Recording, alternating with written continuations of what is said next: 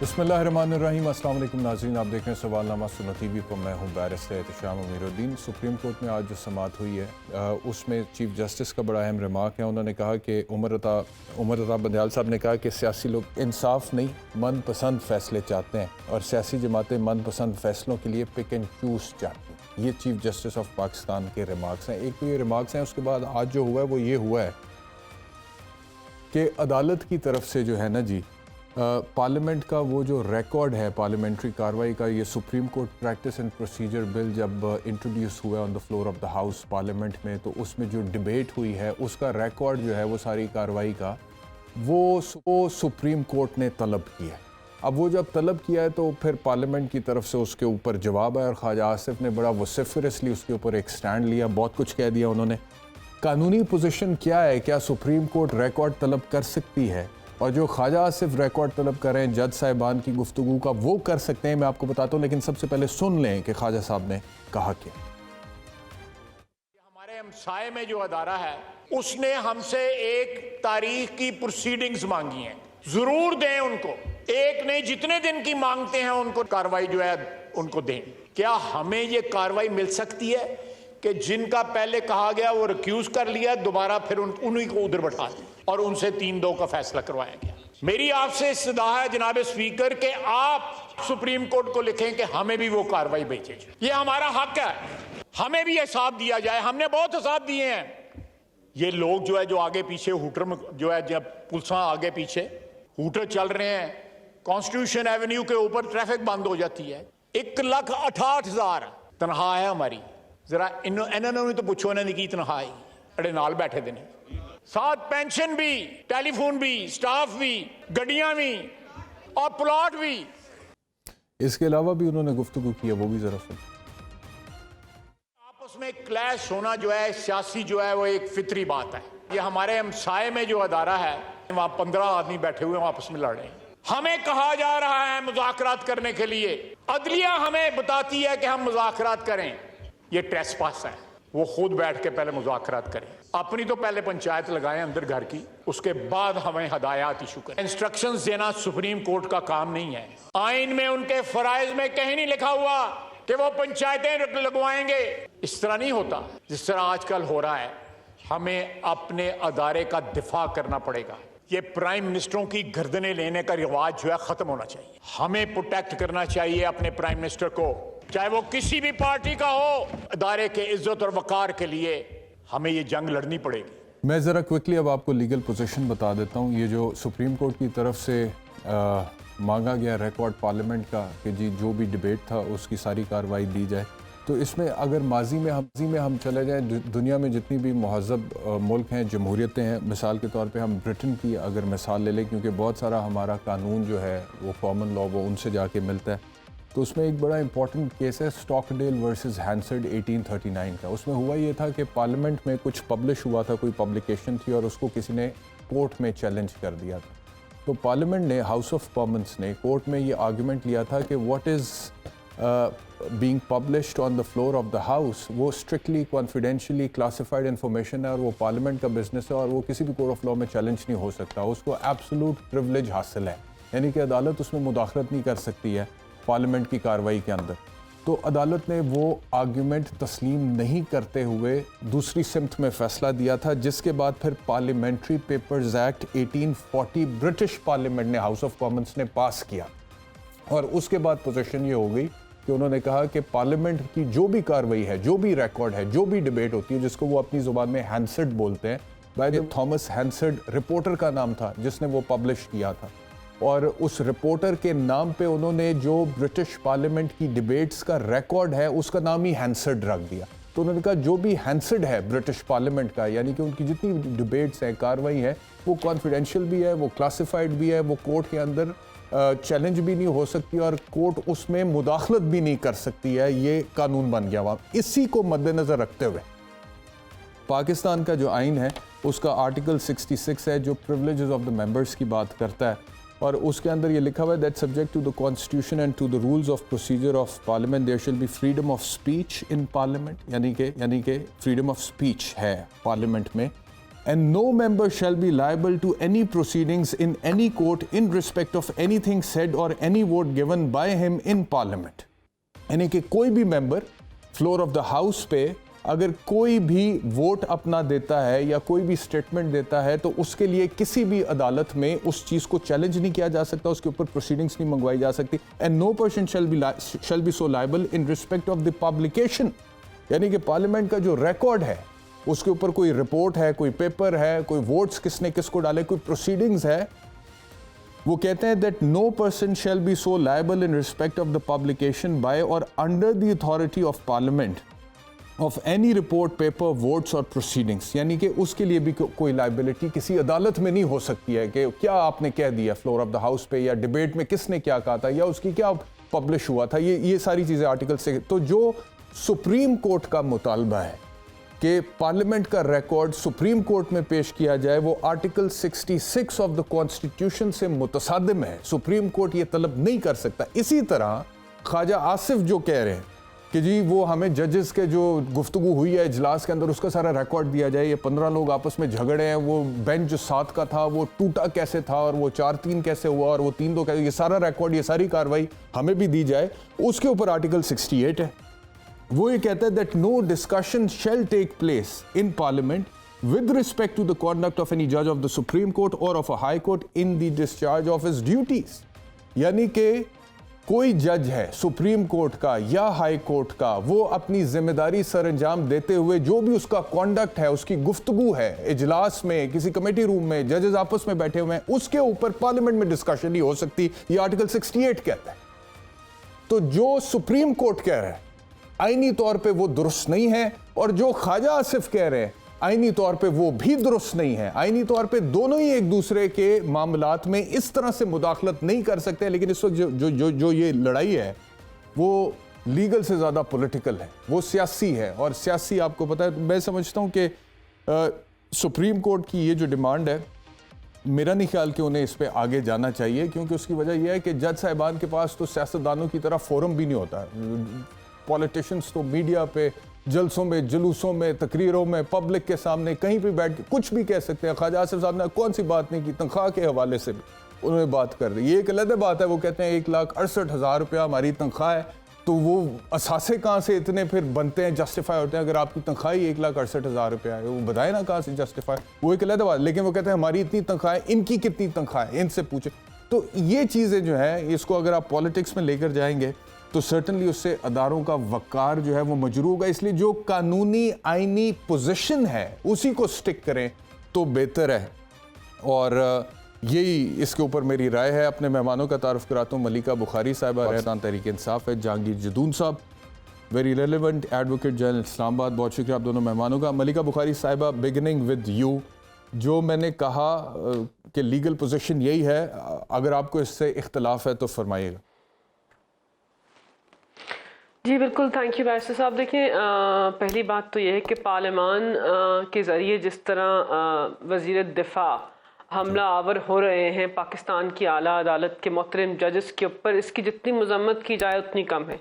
इसकी माजी में भी नज़ीर मिलती है कि एक सियासी जमात जिसके वो मेंबर हैं और उनके सियासी हलीफ जो हैं, उन्होंने पाकिस्तान की आला अदालत के अहकामात को मानने से इनकार किया, पाकिस्तान की आला अदालत के ऊपर हमला आवर हुए, और फिर एक बार फिर तारीख को दोहराया जा रहा है. लेकिन ये 1990 नहीं है और ये 90 की दिहाई नहीं है, और बाशऊर पाकिस्तानी अपने आइन और अपनी अदालत का, सबसे बड़ी अदालत के जजेस का दिफा करना जानते हैं. पहली बात तो ये. फिर आपने बात की कि इस वक्त एक केस ज़ेर इल्तवा है पाकिस्तान की आला अदालत में, जहां पर पार्लियामान से पास किए गए, अभी एक्चुअली वो कानून पास नहीं हुआ, उस पार्लियामान की प्रोसीडिंग्स के ज़रिए एक कानून को पास करने की कोशिश हो रही है, जो पाकिस्तान की आला अदालत के जजेस का इख्तियार जो है उसके अंदर तरमीम करता है.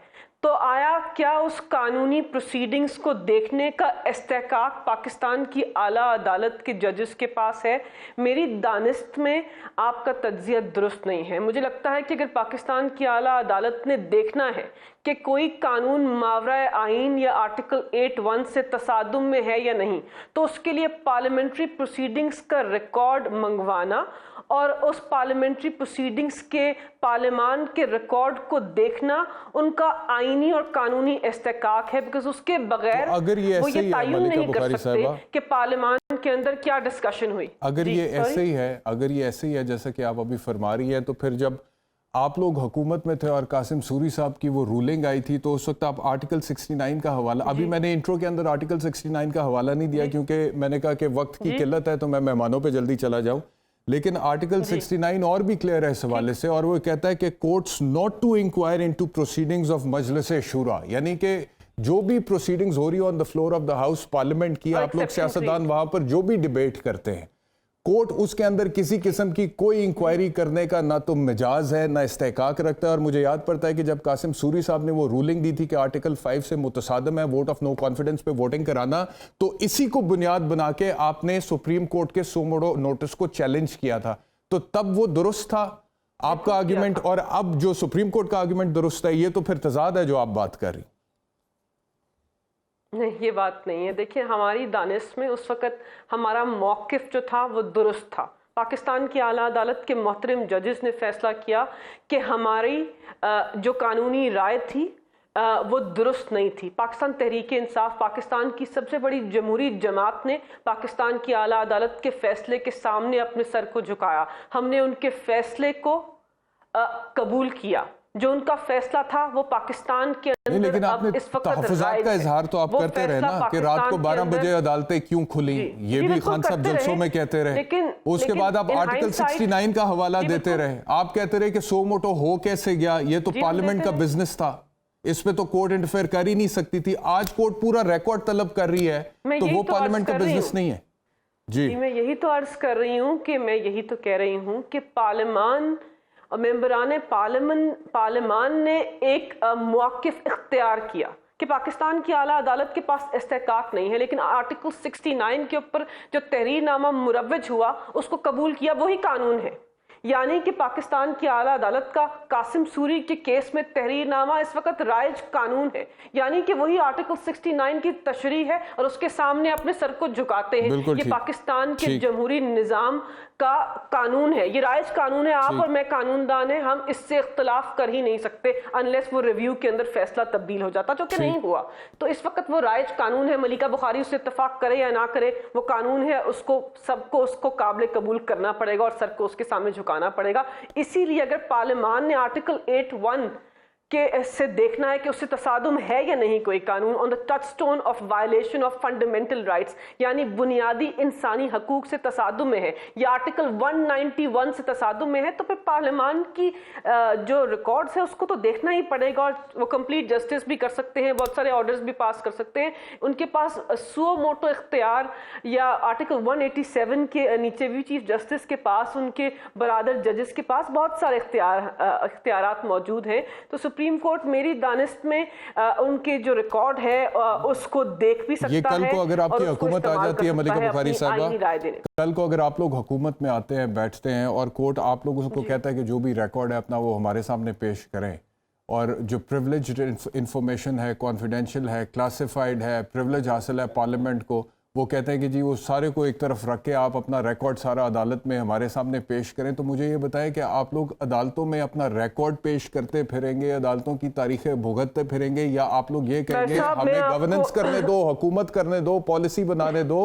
हम पार्लियामेंट है, हम एग्जीक्यूटिव है, हमने अपना काम करना है। ये तो बड़ा गलत प्रेसिडेंट सेट हो जाएगा। और जो आप कह रही है ना कि वो फैसला हम दुरुस्त तस्लीम करते हैं, वो फैसला दुरुस्त था मेरी नज़र में भी, मैं उसे दुरुस्त तस्लीम करता हूं कि सुप्रीम कोर्ट ने कहा कि जी के क्योंकि कोई भी अगर फ्लोर ऑफ द हाउस पे पेटेंट इलीगैलिटी हो रही है ना जी, तो उसमें तो अदालत इंटरफेयर कर सकती है, लेकिन जो day to day business of the parliament है, आप लोग बतौर पार्लियामेंटेरियंस पार्लियामेंट में जो बिल्स पेश कर रहे हैं, डिबेट्स कर रहे हैं, लॉ पास कर रहे हैं, हाँ उसे जुडिशियल रिव्यू में जरूर रिव्यू कर सकते हैं। पार्लियामान जी मैं तस्हीह कर दूं, पार्लियामान खुद मुख्तार है, लेकिन आइन की बालादस्ती सफ़े अव्वल है।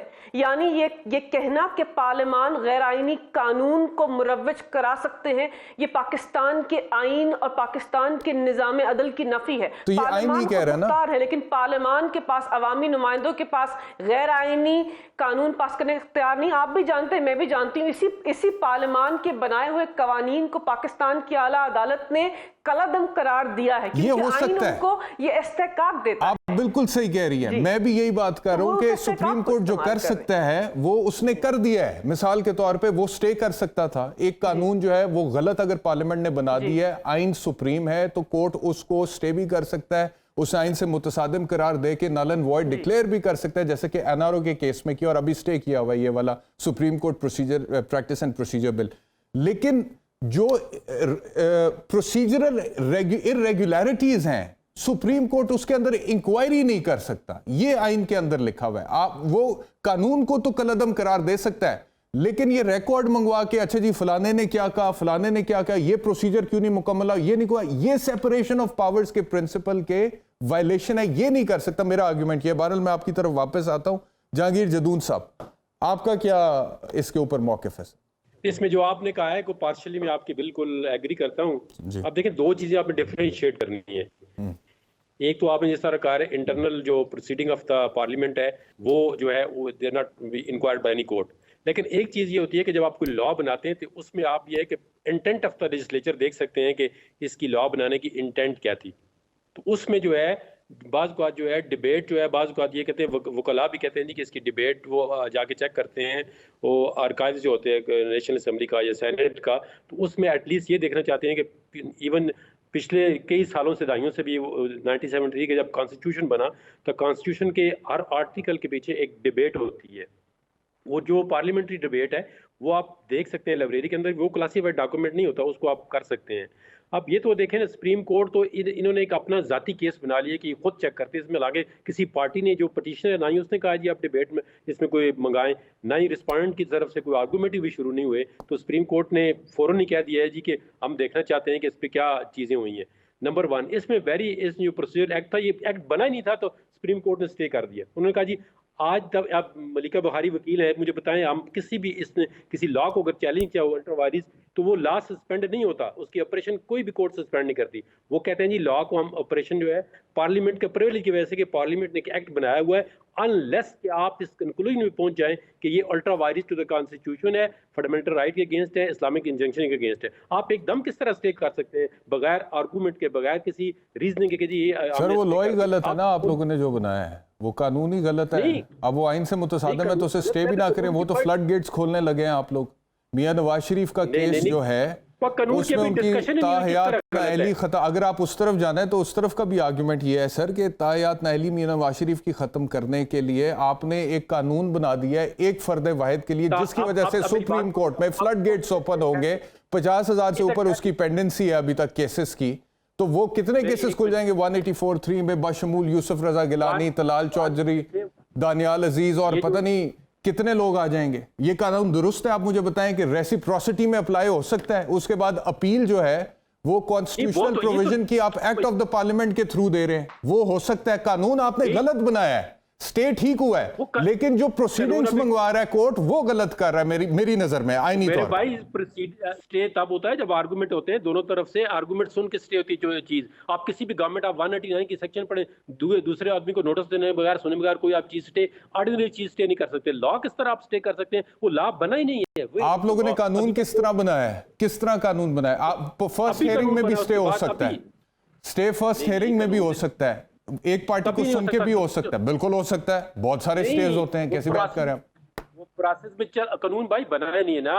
चले आपने अगर पार्टी को गवर्नमेंट को नहीं सुना है, आपने स्टे कर दिया, पर किसको स्टे किया है? कानून अभी मर्ज वजूद में नहीं आया, एक चीज बनी नहीं है, आप उसको किल कर दिया आ गई और फाइनल रिलीफ दे दिया है। स्टे का मतलब है कि आप स्टे करते हैं कोई जो एज सच जो है स्टेटस, क्योंकि वो कहते हैं कि इंडिपेंडेंस ऑफ जुडिशरी पे आप लोग हमलावर हो रहे थे।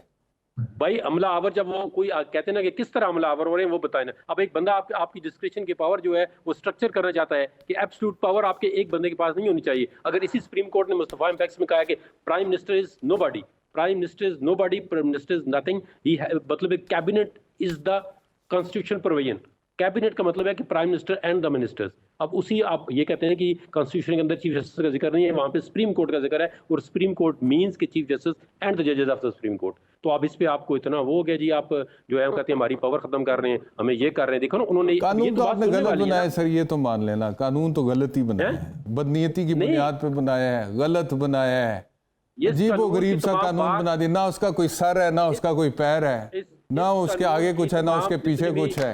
बार काउंसिल्स हैं, बार एसोसिएशन है, हिमायत कर चुकी हैं कि एक तो राइट ऑफ अपील होना चाहिए 184(3) का, और एक बार काउंसिल्स भी आजकल बड़ी सियासी हो गई हैं जदून साहब, नहीं बहुत सियासी। आज की बात नहीं कर रहा और जब से आजम नजीर तारड़ साहब लॉ मिनिस्टर बने हैं ना वफाकी हुकूमत के, तब से बार काउंसिल्स क्या कमाल सियासी हो गई हैं। वैसे मैं आपको बताऊं, नहीं वो पिछले 10 ईयर से तमाम बार एसोसिएशंस और बार काउंसिल कह रही थी कि ये जो 184(3) की है, ये देखें वैसे आप एक बंदे को आप एक मर्डर बंदा करता है उसकी आप 25 साल सजा है मैक्सिमम, इम्प्रिजनमेंट है। आप एक बंदे को लाइफ कोई भी हो, चाहे जहांगीर तरीन हो, मियां नवाज शरीफ हो, इमरान हो, कोई भी हो, irrespective of the political party, आप एक बंदे को, और इसी में आपको बताने वाला था, आपने वहां से बात नहीं कर रही थी, 184(3) के अंदर जो लाइफ डिस्क्वालिफिकेशन है, इस पे अपने जो चीफ जस्टिस साहब उमर ता बंदयाल साहब है, इन्होंने 25 जजमेंट दे चुके हैं कि इस तरह बंदे को डिस्क्वालीफाई नहीं करना चाहिए।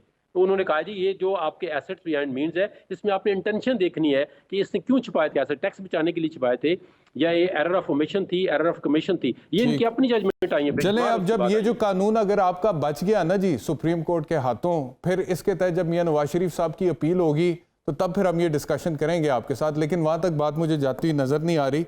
मलिका साहब वो तो आपको पता है जो उनका माइंड बना हुआ, आज आपने पूरी बातें तो आगे सुनाई नहीं चीफ जस्टिस साहब की। उन्होंने कहा है जी सुप्रीम कोर्ट के हर जज का फैसला जो होता है वो मनवान तस्लीम करना चाहिए। अब हम जब कहते हैं कि जी काजी फाइसा का फैसला तस्लीम करें, वो कहते हैं हम नहीं करते, हम कहते हैं जी फैसले भी डाइसेंटिंग है ना। अच्छा मैं आपकी तरफ वापस आता हूँ, जदून साहब इजाजत दीजिएगा। मलिका साहिबा ये फरमाएगा, राना साहब ने ये कहा है कि जी अब 14 मई को इलेक्शन मुमकिन ही नहीं है।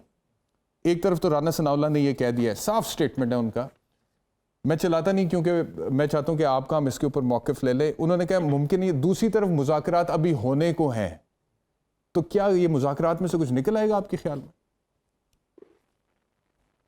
देखिए पाकिस्तान तहरीक इंसाफ अदालत के सामने पेश हुए, पाकिस्तान मुस्लिम लीग नवाज़ और PDM के दीगर रहनुमा पेश हुए। पाकिस्तान की आला अदालत ने एक मौका फराहम किया है अवामी नुमाइंदों को कि आप गुफ्त शुनीद के ज़रिए पाकिस्तान का आइन जो है उसकी बालादस्ती को यकीनी बनाइए। यानी अवामी नुमाइंदे जो आइन जिन्होंने बनाया है, जिन्होंने तसलसल से आइन बनाया है, उनको कह रहे हैं कि आपके पास एक मौका और है कि गुफ्तो शुनीद से आप पाकिस्तान के जमहूरी निज़ाम को एक मौका दीजिए और आइन शिकनी जो है उससे अपने आप को दूर कीजिए। अब PDM के रहनुमाओं के ऊपर मुकम्मल इन्हसार है क्योंकि पाकिस्तान तहरीक इंसाफ अपना मौक़िफ़ दे चुके हैं। हमें आला अदालत के चीफ जस्टिस और उनके बरादर जजेस का तहरीरनामा जो है वो काबिल कबूल है। हमारे लिए आइन जो है वो एक सुर्ख लकीर है। हम कहते हैं कि 90 दिन का तयन है, 14 मई की तारीख है, आप इलेक्शंस के अमल को आईनी तौर पर आगे बढ़ाइए। लेकिन 13 जमातों के मेंबरान हैं जो कहते हैं कि हमने आइन शिकनी करनी है, हम नहीं मानते पाकिस्तान की आला अदालत के तहरीरनामे को, हम नहीं मानते पाकिस्तान के आइन को, क्योंकि अब हम बरसरे इक्तदार हैं और क्योंकि अब बरसरे इक्तदार आने के बाद हम सियासी तौर पर इतने मजबूत नहीं रहे, तो हम ये ऐलान करते हैं कि हम आइन से बगावत करेंगे। हम ऐलान करते हैं कि पाकिस्तान के अंदर इंतखाबात के अमल को अपनी ईमा, आइन नहीं अपनी ईमा के मुताबिक आगे बढ़ाएंगे। तो देखिए ये इस वक्त हो रहा है। हम कोशिश कर रहे हैं, हमारी जो टीम है 3 मेंबरान की, वो कोशिश कर रहे हैं कि किसी तरह एक हल हो जाए। अगर हल नहीं होते मुज़ाकरात के जरिए, और मुझे लगता है कि जो इनके वज़रा के बयानात आ रहे हैं, हल मुझे मुश्किल ही लगता है, लेकिन चलिए एक कोशिश है, एक नवीद है, एक उम्मीद है। अगर नहीं होते तो फिर 14 मई का तहरीरनामा, वो तो आला अदालत के चीफ जस्टिस भी कह चुके हैं, और अगर उस पर अमल दरामद नहीं होता तो तहरीरनामा जो है वो कायम है। अगर उस पर अमल दरामद नहीं देखिए उस पर अमल दरामद नहीं होता तो अमल दरामद ना करने वालों के खिलाफ पाकिस्तान की आला अदालत जो है उसको एक अपना जो इस्तेहकाक है और जो तौहीन अदालत का कानून है उसको इस्तेमाल करना चाहिए। कैसे हो सकता है कि आइन जो सफ़े अव्वल है, जो पार्लियामान से भी बालातर है, उस आइन की नफी हो और पाकिस्तान ठीक है, आप कह रही हैं कि तौहीन अदालत की कार्रवाई होगी। फिर जदून साहब, फिर तौहीन अदालत की कार्रवाई होगी, प्राइम मिनिस्टर साहब घर जाएंगे, नाअहल होंगे, इलेक्शंस होंगे। जदून साहब नहीं, देखें आप माशाल्लाह आप देखिए, दोनों वकील हैं, पढ़े लिखे हैं। आप देखें इसमें कोर्ट की अल्हम्दुलिल्लाह। डिसोबीडियंस का क्वेश्चन कहाँ पे खड़ा होता है? कोर्ट को ऐसी जजमेंट आप खुद आपने कहा, इन्होंने कहा जी पॉलिटिकल सोल्यूशन, ये पंचायत बैठी हुई है, अगर ये पॉलिटिकली क्वेश्चन था तो पहले ही कहती कोर्ट की, जो उन्होंने कहा था कि 184(3) का जो सेक्शन आप इसमें पॉलिटिकल क्वेश्चन में एक्सरसाइज न करें, इनको खुद बैठ के फैसला करने दें। और फिर आप देखें कि जो KPK का, क्या पंजाब ही सिर्फ पाकिस्तान वैसे है? आप लोग KPK अदालत में की पेशेंस टेस्ट नहीं कर रहे हैं जदून साहब? जितना वो रिस्ट्रेन एक्सरसाइज कर रहे हैं, जितना रिस्ट्रेन एक्सरसाइज कर रहे हैं, उतना आप लोग पेशेंस टेस्ट कर रहे हैं कोर्ट बहुत का। ज्यादा। नहीं पेशेंट कोई टेस्ट कर रहा है। देखें ये KPK में आप सुप्रीम कोर्ट का ऑर्डर क्या है, मुझे बता दें। आप दोनों आप वकील हैं माशाल्लाह। सर इधर आ जाए ना 14 मई पे, पहले क्विकली इसका बता नहीं दें। नहीं तो इन अदालत 14 मई में इसमें KPK का ऑर्डर है 14 मई में। इस वक्त KPK की हम बात नहीं करते ना, जो ऑर्डर है वो तो कर लें। नहीं यार, KPK की फिक्र आपको होगी है, पंजाब नहीं, का ऑर्डर है वो ये तो कर लें। मैं यही कहता हूँ ना, अब ऑर्डर देखे ना, ये बार बार कहते हैं, अभी इतनी कितनी मलिका बुखारी साहब ने बड़ी फिल बदी और बड़े जचतुल अल्फाज कहते हैं आइन की तौहीन हो रही है, PDM ये कर रही है। वो KPK में आइन क्या उधर को लगा है इन्हें 1974 वाला है, यहाँ पे कोई डिफरेंट आइन है KPK के लिए? खुदा के लिए अब इस पोलिटिकल क्वेश्चन को अपने उस जिम्मे में ना ले। कौन जिम्मेदार है? KPK में नहीं हो रहे इंतखाबात, उधर का कौन जिम्मेदार है? बिल्कुल सियासी क्वेश्चन नहीं। तो सुप्रीम कोर्ट में उन्होंने पिटीशन की है, पूछे ना सुप्रीम कोर्ट इजाज़ से क्या हुआ कौन है जिम्मेदार है? उन्होंने कहा इलेक्शन जी आप कमीशन इसके- है ना, मान ही नहीं रहा, नहीं, बात ही नहीं मान रहा। सुप्रीम कोर्ट कह उन्होंने कह कहा के ये थक गया है। petition आप लोगों उन्होंने को सुप्रीम कह कोर्ट कह के कहा- थक गया, फंड्स इशू कर दो। गवर्नर स्टेट बैंक को बुला भाई लिया, यार, राना उन्होंने सनाउल्लाह ने कहा है उसको कि- धमकाना शुरू कर दिया। सारी जिंदगी आप ना अदायगी करते रहे 21 अरब की। किसी की कोई धमकाने वाली बातें नहीं होती, पॉलिटिकल बातें और होती हैं, लीगल और होती हैं। आप मुझे बताइए, मैं लीगल बात कर रहा हूँ, आपको पॉलिटिकल नहीं बात कर रहा हूँ। कहाँ पे KPK ने सुप्रीम कोर्ट ने कहा जी 14 मई को इलेक्शन कराएं? चले उन्होंने कहा जी जाके उधर जाके जवाब पिटीशन देना करें KPK में। मलिका साहब आप कोई कमेंट करना चाह रही हैं? क्विकली कर दें, फिर मुझे ब्रेक पर जाना है। जी मलिका साहब। देखिए, जदून साहब शायद नावाकिफ हैं कि अदालत के सामने जब ये केस ज़ेर इल्तवा था तो खैबर पख्तूनख्वा मैं अंदर मौजूद था, मैं के अमल में नावाकिफ क्या नहीं हूं, रुकावट मैं उधर- पेश आई। तो जी, जी उन्होंने अपने वकील को विड्रॉ करवा लिया, यानी कि वहां पे मौकिफ देने के लिए वकील भी नहीं था। तो उन्होंने जहाँ कहा पे कि जरूरत किया इस्तदा वकील ना होने के बगैर आप हाई कोर्ट में भी फैसला। पड़े।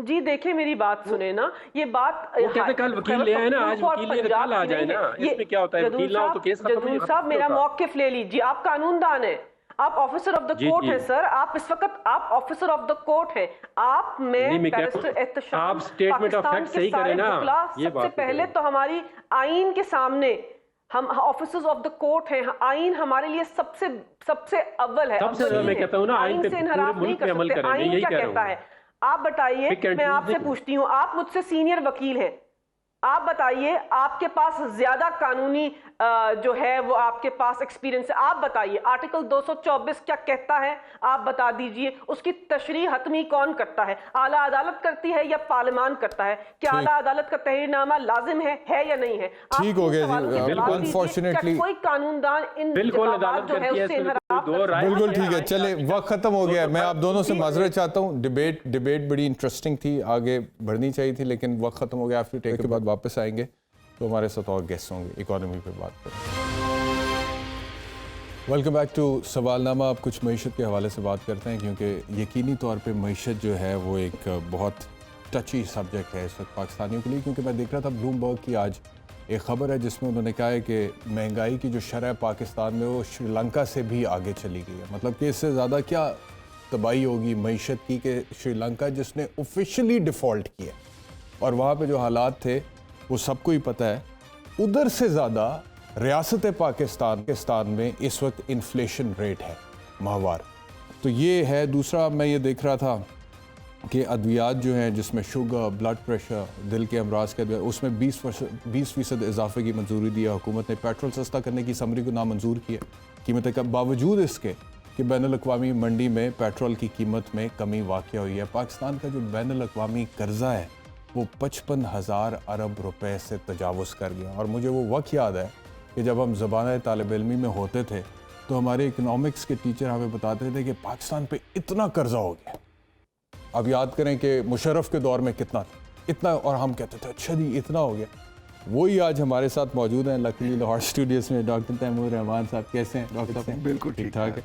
वो जो आप हमें तब बताते थे उसके मुकाबले में अब तो 55,000 अरब रुपए कर्जा हो गया। आपसे पूछते हैं इसके हवाले से। खाकान नजीब साहब भी हमारे साथ होंगे, आपका बहुत शुक्रिया हमें ज्वाइन करने के लिए। डॉक्टर साहब, क्या चक्कर है? Let's be very Frank in the discussion. ये गवर्नमेंट आई, इन्होंने कहा कि हम इमरान खान की नालायकी को ख़त्म करेंगे, महंगाई को कम करेंगे, अवाम को रिलीफ देंगे। सपोर्ट भी इनके साथ 13 जमातें इकट्ठी हैं, एस्टैब्लिशमेंट के साथ एक पेज भी इनका ज़बरदस्त जा रहा है। किसी किस्म की कोई कॉन्फ्रंटेशन उस हिसाब से नहीं, सिवाय पॉलिटिकल जो पीटीआई की तरफ से है। Why they're still not able to perform? और every single day the situation is getting worse. Sri Lanka से ऊपर हम निकल गए हैं महंगाई की शरह। क्यों? एक तो बात यह कि हुकूमत के तमाम दावे अब खोखले साबित हो चुके हैं, ये तो सबको नज़र आ गया है। दूसरी बात यह कि अगर आप थर्ड वर्ल्ड कंट्रीज़ को बहसीत मजमूई देखें तो आपको ये नज़र आएगा कि तकरीबन हर मुल्क में मासिवाय इंडिया के, बांग्लादेश के, वियतनाम, चाइना, 2-3 और मुल्कों के, बाकी बेशतर दुनिया के अंदर बैलेंस ऑफ ट्रेड डेफिसिट है और परसिस्टेंट डेफिसिट है। और ख़ास तौर पे WTO के बनने के बाद तो डेफिसिट चलते गए। बल्कि आप मुशर्रफ का जिक्र कर रहे थे, तो मुशर्रफ पीरियड में तो हमें फिर भी थोड़ी सी डेट रिलीफ वगैरह मिली थी, उसके बाद ये बढ़ता चला गया। तो बेसिक बात है एहतशाम ये है कि हम इम्पोर्ट ज़्यादा कर रहे हैं, एक्सपोर्ट कम कर रहे हैं। मार्केट लिबरलाइजेशन है, उस पर किसी किस्म की कंट्रोल नहीं है हमारा कि क्या चीज़ इम्पोर्ट हो रही है, कब इम्पोर्ट हो रही है, कितने दाम पे हो रही है। एक्सपेक्टेशन ये है कि डिमांड और सप्लाई के नतीजे में डॉलर एडजस्ट करेगा, उससे इंपोर्ट एक्सपोर्ट्स जो हैं वो बैलेंस आउट हो जाएंगी, क्योंकि एक्सपोर्ट सस्ती हो जाएंगी, इंपोर्ट्स महंगी हो जाएंगी। और डॉलर भी इसी वजह से पकड़ा नहीं जा रहा। एग्जैक्टली। अब सिर्फ इसमें मसला ये है, ये दूसरी इकोनॉमीज़ के लिए काम भी करता है, जो यूरोपियन इकोनॉमीज़ हैं। हमारे लिए इसलिए नहीं करता क्योंकि हमारी जो एक्सपोर्ट्स हैं वो डिपेंडेंट है हमारी इंपोर्ट्स पे, बल्कि हमारी पूरी इंडस्ट्री डिपेंडेंट है, यानी कि रॉ मटेरियल बाहर से आता है। एब्सोल्युटली। पावर जो है वो बनेगी ऑयल डीजल वगैरह से, कोल से, वो सारा कुछ बाहर से आएगा। ट्रांसपोर्टेशन चलेगी इसी चीज़ पे। तो जैसे ये चीज़ें महंगी हो जाएंगी तो सारी अशिया की चीज़ें में, जिसको हम कॉस्ट पुश इन्फ्लेशन कहते हैं, तो जब ये चीज़ें महंगी होंगी, यानी कि इंपोर्ट्स महंगी होगी, तो एक्सपोर्ट सस्ती नहीं हो रही उसी रेट पे, क्योंकि इंपोर्ट से ही एक्सपोर्ट्स बननी है। तो इस वजह से ये एक लूप में हम फंस जाते हैं, जिसके नतीजे में हम बैलेंस ऑफ ट्रेड का डेफिसिट पूरा नहीं कर पाते through the pure mechanism of the market, जो हम इकोनॉमिक्स में पढ़ाया जाता है। और इसमें हुकूमत की पॉलिसी की नालायकी है, या ये कोई एक विशियस सर्कल है जो कि हुकूमत तब्दील होने के बावजूद? ये दोनों चीज़ें हैं, ये दोनों चीज़ें हैं। आप गौर कीजिए कि पीटीआई के दौर के अंदर भी huge level of trade deficits से हम सफ़र कर रहे थे, और अगरचे वहाँ कोविड वगैरह की वजह से कुछ मामला डिफरेंट भी थे, मगर और मासिवाय उन मुल्कों के जहाँ पे बिग लेवल में कैपिटल अंदर आ रहा है उन मुल्कों के, उसके अलावा all through out the third world यही मामला है। अर्जेंटीना हो, ब्राज़ील हो, मेक्सिको हो, एवरी कंट्री सफर। लेकिन ये श्रीलंका वाली जो मिसाल है, ये जो अभी ब्लूमबर्ग की खबर है कि पाकिस्तान में महंगाई की शरह श्रीलंका से ज़्यादा हो, ये क्या माजरा है? उन्होंने तो ऑफिशियली डिफ़ॉल्ट किया। उन्होंने ऑफिशियली डिफ़ॉल्ट किया, बिल्कुल। माजरा आपके सामने है कि अगरचे वो थोड़ा सा डिप आया है, आप ठीक कह रहे हैं, ऑयल प्राइसेस वगैरह के अंदर, मेनली ऑयल प्राइसेस बढ़ी हैं और डॉलर ने शूट अप किया। डॉलर ने शूट अप क्यों किया? क्योंकि ओपन मार्केट इकोनॉमी पर डॉलर वर्सेस रुपी का रेट तय होगा demand of dollars versus demand for rupees के हिसाब से, और डिमांड फॉर डॉलर्स बनेगी कि आपने इंपोर्ट्स कितनी करनी, और डिमांड फॉर रुपीज़ बनेगी कि आपने एक्सपोर्ट्स कितनी करनी। एक्सपोर्ट्स एहतशाम पिछले 30 सालों में कोई ख़ास उन पर डेवलपमेंट हुई नहीं। अभी तक एक्सपोर्ट्स हमारी जो है $22 बिलियन, $24 बिलियन के लगभग हैं, और अब हम रेमिटेंसेस से $32 बिलियन कमाते हैं। यानी रेमिटेंसेस से हम ज़्यादा पैसे कमा रहे हैं, एक्सपोर्ट से कम कमा रहे हैं। तो हमने एक्सपोर्ट्स में ग्रो ही नहीं किया। तो ये $52 बिलियन तकरीबन हमारे इंपोर्ट्स, 52 बिलियन और $70 बिलियन इंपोर्ट्स, कैसे होगा? खाका नजीब साहब, ये जो डॉक्टर साहब ने खाका खींचा सारा मौशी एतबार से, अब द पॉइंट इज कि इसमें से निकलना कैसे? What is the way out? 75 साल से यही बातें हम तकरीबन सुन रहे हैं। एक विशियस सर्कल है, IMF का फंदा है, निकलना चाहते हैं, निकल नहीं पाते हैं। IMF के कहने पे महंगाई ज़्यादा करनी पड़ती है, गरीब आदमी पिस जाता है, पेट्रोल की कीमत बढ़ाओ, गैस बढ़ाओ, फलानी चीज़ बढ़ाओ, ओवरऑल महंगाई हो जाती है, पेट्रोल बढ़े। तो कैसे निकल सकते हैं? What is the way out? Ehtisham, एक तो पाकिस्तान के लॉन्ग रन मसाइल हैं और एक शॉर्ट रन। मैं रिवर्स में बिकॉज आपने सवाल पूछा है निकलना कैसे है, सो लेट्स टैकल दैट।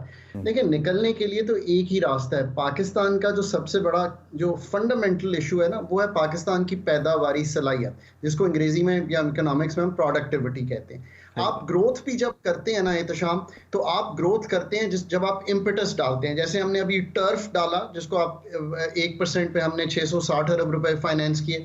हमने फिस्कल एक्सपेंशन की, यानी कि हमने अपने फिस्कल को स्टिमुलस यूज किया।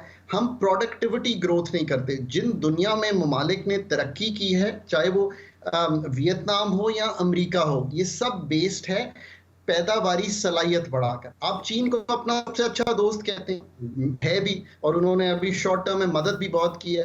वो 9 टन पर हेक्टर उगाते हैं कॉटन, आप 2 टन पर हेक्टर उगाते हैं कॉटन। ये आपका कलीदी मसला है। मैंने एग्रीकल्चर की मिसाल इसलिए दी है कि आसानी से समझ, और ये इस वजह से क्योंकि हम टेक्नोलॉजी में पीछे हैं। आप टेक्नोलॉजी में पीछे हैं, मैकेनाइजेशन में पीछे हैं, आप अच्छा सीड लाने में पीछे हैं, मतलब सारे मसाइल आपके वहां पे हैं।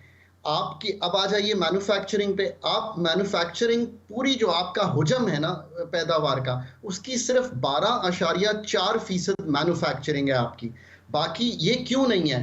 वो आपका इंसेंटिव स्ट्रक्चर का मसला है। आपने क्या इंसेंटिवाइज किया कि आप प्लॉट खरीद लें, हम आपसे कैपिटल गेन्स भी 4-5 साल बाद नहीं लेंगे। आप रिटेल का काम कर लें, सो एक सर्विस इंडस्ट्री पनपना शुरू हुई, हम आपको टैक्स से बाहर रखेंगे। 22 लाख रिटेलर है, 30,000 टैक्स देता है। फिर आप अर्बन मूवेबल प्रॉपर्टी ले लें, उस पर एक मिनिमम सा टैक्स है। सो आपने इंसेंटिवाइज ही इसको इस तरह किया। एहतशाम, मैं इंसेंटिवाइज ये हुआ हूँ कि मैं, अगर एहतशाम बहुत अच्छे लॉयर हैं, I will not bet on you कि you will become a very good lawyer, you will create a very good firm, that firm will be international. No, I will not bet on you, but I will bet on real estate in Pakistan, because if I bet on you, तो मुझे know your customer से लेके जब मैं stock market में invest करने जाऊंगा तो मैं बहुत उलझ जाऊंगा। किसमें? डीरेगुलेटेड इकोनॉमी नहीं है, बिकॉज बहुत हाईली रेगुलेटेड इकोनॉमी है। फिर आपने एक एनर्जी सेक्टर किया, और मैंने इस पे एक ट्वीट किया दैट रियली सेज एवरीथिंग। हम imported plant, imported fuel, fossil fuel लेकर बिजली बेच रहे हैं आपको, और उस इंसान को जो इसकी बिजली की कीमत पे नहीं कर सकता, उस पे ट्रिलियंस की सब्सिडी देते हैं। ये बिजली का सेक्टर बन गया है। अब आप मुझे बताइए कि मैं तो समझता हूँ कि एक आम आदमी जो ना भी इकोनॉमिस्ट हो, वो कहेगा कि यार ऐसी इकोनॉमी को तो यहीं खड़े होना चाहिए जहां पे खड़े हैं। अच्छा। सो ये हैं हमारे लॉन्ग रन मसाइल। ठीक। अच्छा, मुझे एक ब्रेक लेना है। आई एम सॉरी, एक ब्रेक लेना है सर। मैं ब्रेक के बाद फिर डिस्कशन को आगे बढ़ाते हैं। जो बिजली के हवाले से मुझे याद पड़ता है, डॉक्टर साहब का भी, डॉक्टर तैमूर साहब का एक बड़ा मशहूर ज़माना टॉक है, जिसमें उन्होंने कहा है कि ये जो मुआहदे हुए हैं IPPs के साथ, वो कितने गलत हैं और किस तरह से गलत हैं। उसमें बात करते हैं ब्रेक के बाद। Welcome back to Sawalnama. इससे पहले कि मैं डॉक्टर तैमूर रहमान से पूछूं कि उनकी नज़र में हल क्या है, किस तरह इससे बाहर निकल सकते हैं। एक आपने बड़ी मशहूर टॉक की थी जिसमें आपने कहा था कि जो IPPs के साथ एग्रीमेंट्स हैं रियासत पाकिस्तान के, उसमें मसला क्या है, तो वो ज़रा हमारे व्यूअर्स को ज़रूर बताएं, क्या मसला? ये तो क्यों बिजली महंगी मिलती है एक आम आदमी के लिए पता करने के लिए ज़रूरी है कि जो हम तेल वगैरह ख़रीदते हैं, उसमें से एक बहुत बड़ा हिस्सा जो है वो IPPs के पास जाता है, और वो एक फ़िक्स रेट पे जाना है, और एक फ़िक्स रेट पे उनसे हमने बिजली ख़रीदनी है। और इवन अगर वो बिजली नहीं भी प्रोड्यूस करते, मगर वो ऑनलाइन आ जाते हैं, तो उनको हमने कैपेसिटी चार्जेस पे करने हैं। तो इसकी वजह से उनका जो मुनाफा है वो गारंटीड है। यानी कि वो बिजली बनाकर दें ना दें, हमने उनको पैसे देने, आपने उनको कैपेसिटी चार्जेस देने हैं। और जब वो बिजली बनाते हैं तो उनकी कॉस्ट जो है इतनी ही रहेंगी, और जितने भी आप बिजली खरीदेंगे, सब चीज़ें कॉन्ट्रैक्ट के अंदर पहले से तय हुआ होता है। वो कभी लॉस नहीं कर सकते। वो लॉस फिर कौन उठाता है? वो हम उठाते हैं, हुकूमत पाकिस्तान उठाती है। आपको पता है कि जो लॉस मेकिंग इदारे हैं, उसमें से 10 इदारे 90% लॉस उठाते हैं पाकिस्तान का। उन 10 में से 5 डिस्कोज हैं। डिस्को होता है इलेक्ट्रिसिटी डिस्ट्रीब्यूशन कंपनी, जैसे लेस्को है वगैरह वगैरह, और क्वेटा वाली है, और सो वो 5 वो हैं। तो यानी कि हुकूमत का जो खसारा भी है, उसकी मेन वजह ये IPPs है। अंदाज़ा करें। बिल्कुल। तो अब डॉक्टर साहब हल क्या है? मतलब कि ये हुकूमत जाते हुए जी कुछ कर सकती? कोई भी हुकूमत कर सकती है। पहली बात तो एहतशाम ये है कि इंपोर्ट काटने पड़ेंगे। कोई और तरीका आपके पास नहीं। अगर आप इंपोर्ट देखें ना, आप एक आमदनी कमाते हैं और आप आमदनी से ज़्यादा खर्चे कर जाएं, तो आप तो कर्जे में हो जाएंगे ना। तो क्यों नहीं करते? ये इसलिए नहीं करते क्योंकि इसको करने के जो एक तरीका तो ये होता था कि आप टैरिफ लगाते, आप बैरियर लगाते। जब से आप WTO के मेंबर हैं तो आपके टैरिफ गिरते चले गए हैं। 46% पे होते थे, अब 8.6% पे। तो आपका मुआहदा है कि आप टैरिफ नहीं लगा सकते, मगर आप लाइसेंसिंग, इंपोर्ट लाइसेंसिंग और लेटर ऑफ क्रेडिट को विदहोल्ड करके इंपोर्ट्स को कट कर सकते हैं। मगर इसके खिलाफ एक बहुत बड़ी लॉबी है, इकोनॉमिस्ट की भी, इंडस्ट्रियलिस्ट की भी, और उन लोगों की भी जो इंपोर्ट्स पे अपनी ज़िंदगी गुजारते हैं, अशिया एंजॉय करते हैं। वो कहते हैं बिल्कुल इंपोर्ट्स को कट नहीं करना। इन इंपोर्ट्स को कट किए बगैर आप ट्रेड डेफिसिट कम नहीं कर सकते। अच्छा, अगर मिसाल के तौर पे मैं आपसे पूछूं कि कौन से ऐसे लग्जरी आइटम्स हैं जिस पे इंपोर्ट बंद कर दी जानी चाहिए? ये तो गवर्नमेंट ने खुद आइडेंटिफाई किया था कि तकरीबन $800 मिलियन आप बचा सकते हैं अगर आप लग्जरी आइटम्स को बंद करते हैं, टोटली बंद करते हैं। बड़ी बड़ी गाड़ियाँ, कैट फूड, डॉग फूड, ये वो फलां इस तरह की चीज़ें। लोग अपने पेट्स के साथ बड़े इमोशनल है। मगर मैंने कुछ लोगों को देखा, हमारे गरीदा फारूकी एक हमारी कुलीग है, उन्होंने बड़ा वो ट्वीट किया हुआ था कि कैट फूड पे क्यों पाबंदी लगा। बिल्कुल होनी चाहिए भाई, पाकिस्तान में भी बन जाएगा, ऐसी क्या बड़ी बात है। इम्पोर्टेड ज़रूरी है, ठीक है। फिर $5 बिलियन हम खर्च करते हैं, बिलीव इट और नॉट, इम्पोर्टिंग रॉ कॉटन। आपको पता था इस बारे में? $5 बिलियन हम कॉटन की इंपोर्ट पे, जो हम खुद बना सकते हैं। रुई, जी हाँ, जो हम खुद बना सकते हैं। तो वो भी हम वीट इंपोर्ट कर रहे हैं सर हम। कॉटन और वीट भी कर रहे हैं। मगर उसकी वजह फ्लड्स थी मेनली, क्योंकि उसकी वजह से शॉर्टेज हुई थी। But cotton, that's not the reason for importation of cotton. तो उसकी रीज़न ये है कि गन्ना बहुत ज़्यादा प्लांट हो गया है। जो उन्होंने ठीक कहा खाकान साहब ने, सीड डेवलपमेंट नहीं है कपास की, तो बाहर से आ जाता है। तो we need to find substitutes जो यहाँ पर हो सकते हैं। इस तरह से आप इंपोर्ट पे पैसे बचा सकते हैं। ठीक है। खाकान नजीब साहब, ये जो डॉक्टर साहब ने बात की है कि इंपोर्ट कुछ लग्जरी आइटम्स की बैन करके आप पैसे बचा सकते हैं, यूड एग्री विद दैट? देखिए, इससे आगे बात को बढ़ाते हैं। अगर आप एग्रीकल्चर अपना ठीक करेंगे और फूड सिक्योरिटी क्रिएट करेंगे और अपनी यील्ड्स बढ़ाएंगे, तो आप $6 से $8 अरब का जो एग्रीकल्चर इंपोर्ट करते हैं, जिसमें कॉटन भी है, जिसमें कभी कभी वीट भी करनी पड़ती है, लेंटिल्स भी करते हैं, एडिबल ऑयल भी करते हैं, चाय भी करते हैं। सो अगर आप इस पूरे कैनवस को देखें तो जो इंपोर्ट सब्स्टिट्यूशन अगर कहीं होनी है तो वो एक्चुअल में तो एग्रीकल्चर में होनी है। But then the reverse is also very true. असल मसला तो वही है कि 3 बार जिस तरह कहते हैं ना, एक्सपोर्ट्स एक्सपोर्ट्स एक्सपोर्ट्स। ऐसा नहीं हो सकता कि पिछले कई दिहाइयों में हमारा जो एक्सपोर्ट टू GDP रेशियो है, ये दूसरा नंबर हमें याद करना है, वो 8-9% ऑफ GDP हो गया है, जबकि ये 16% हुआ करता था। सो इसकी correction is the most important thing. Vietnam से जो सैमसंग एक कंपनी है, उसको $70 अरब के पार्ट्स जाते हैं। तो पाकिस्तान से चाइना भी कुछ जा सकता है बियॉन्ड द टेक्सटाइल रजीम। अगर तो आपने अपनी ये जो बैलेंस ऑफ पेमेंट्स को हर तरह से हल कर देना है तो आपको ये करना पड़ेगा। इसके लिए एहतशाम इंसेंटिव स्ट्रक्चर जो है ना, वो मैन्युफैक्चरिंग की तरफ और real estate, agriculture income tax से निकाल कर ये जो हमने अनप्रोडक्टिव एरियाज में रखा हुआ है अपना इंसेंटिव स्ट्रक्चर से लाना पड़ेगा। इनकी बात दुरुस्त है, मगर मैं ये कहूँगा जैसे केन्स ने कहा था कि in the long run we are all dead. तो शॉर्ट रन में आपको जो इंपोर्ट्स हैं उनको रोकना ही होगा, उसके अलावा कोई चॉइस नहीं। और दूसरा, ये जो मैन्युफैक्चरिंग के हवाले से खाकान नजीब साहब बात कर रहे थे, किसी वक्त हम एक तफसीली नशिस्त आप दोनों के साथ रखेंगे ताकि डिटेल में हम डिस्कस करें कि मैन्युफैक्चरिंग यहाँ पे, मैं तो जितने भी लोगों को जानता हूँ जो इंडस्ट्रियलिस्ट हैं, मैन्युफैक्चरिंग में जाते हैं, वो कहते हैं कि रौले ही इतने डल जाते हैं, आज हम एक काम शुरू करें, इतना तंग किया जाता है कि वर्चुअली इम्पॉसिबल हो जाता है इस एनवायरनमेंट में कुछ मैन्युफैक्चर करना। करेंगे इसके ऊपर डिस्कशन। बहुत शुक्रिया आप दोनों मेहमानों का हमें ज्वाइन करने के लिए, आपका शुक्रिया। देखने के लिए इंशाल्लाह दोबारा मुलाकात होगी। अपना ख्याल रखिए। अल्लाह।